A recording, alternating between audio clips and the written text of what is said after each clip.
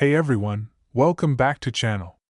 If you've ever found a penny on the sidewalk or received one as change, you've probably wondered, what's the deal with the 1-cent coin? It's small, it's often seen as almost worthless, but in reality, this little coin has a history packed with surprises, and it might be worth more than you think. So, grab your favorite coin collection, and let's dive into the fascinating world of the 1-cent coin. The story of the 1-cent coin begins in the early days of the United States, back when the country was just a young republic. The first U.S. 1-cent coin was introduced in 1793 during the presidency of George Washington. But it wasn't always the penny we know today. In 1793, the very first 1-cent coin was made from copper, and it was much larger than the 1-cent piece we carry around today. It was called the flowing hair cent, and it featured a profile of Lady Liberty on the front, with flowing hair, and a wreath of oak on the reverse side. These early coins were much heavier and bulkier compared to the sleek and small pennies of the 21st century. In fact, the first pennies were made with a copper alloy, which was prone to corrosion. They also didn't last very long in circulation, making way for changes to the design and material over time. Over the years, the design of the penny evolved significantly. In 1849, the Liberty head design took over, followed by the famous Indian head design in 1859. But it wasn't until 1909 that the penny got its most iconic design, one that's still in use today, the Lincoln cent. Designed by Victor David Brenner, the Lincoln cent was introduced to celebrate the 100th anniversary of Abraham Lincoln's birth. Featuring Lincoln's profile on the front and a wheat design on the back, this penny has become a symbol of American history and is one of the most recognizable coins in the world. And while the design has changed a bit over the years, like the switch to the Union Shield design in 2010, the basic idea has remained the same. A small, copper-plated coin worth just 1 cent. Fast forward to today, and the 1-cent coin still exists, but its value has significantly decreased. In fact, due to inflation and rising production costs, the cost to make a penny is far greater than its face value.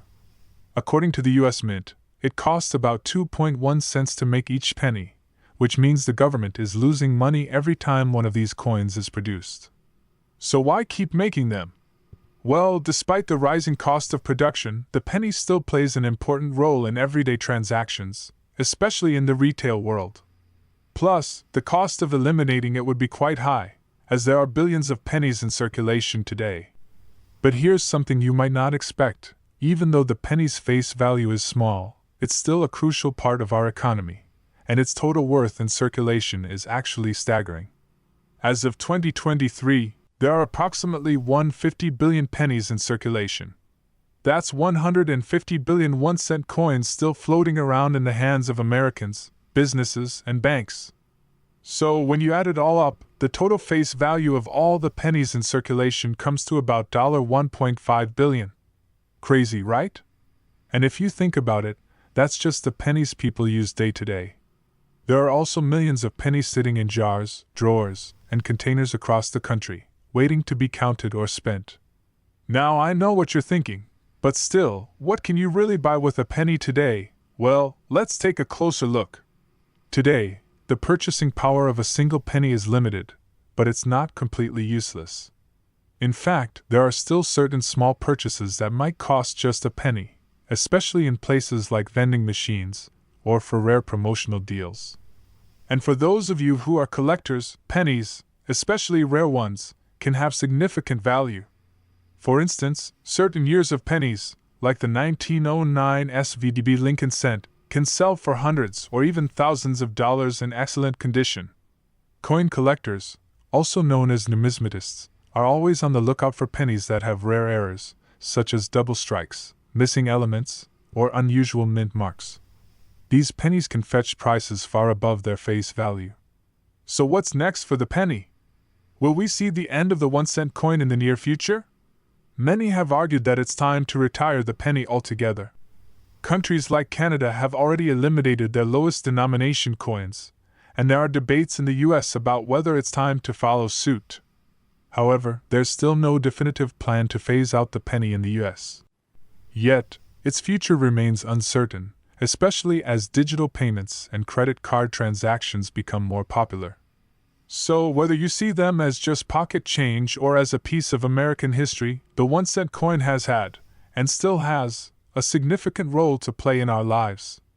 From its beginnings in 1793 to its continued presence today, the penny represents more than just its face value. It's a symbol of the country's evolution, its challenges with inflation, and the ongoing debate about the future of currency. Who would have thought that such a small coin could carry so much weight? The penny might be tiny, but its story is big. So next time you find one, take a moment to appreciate the history and value of that little copper coin.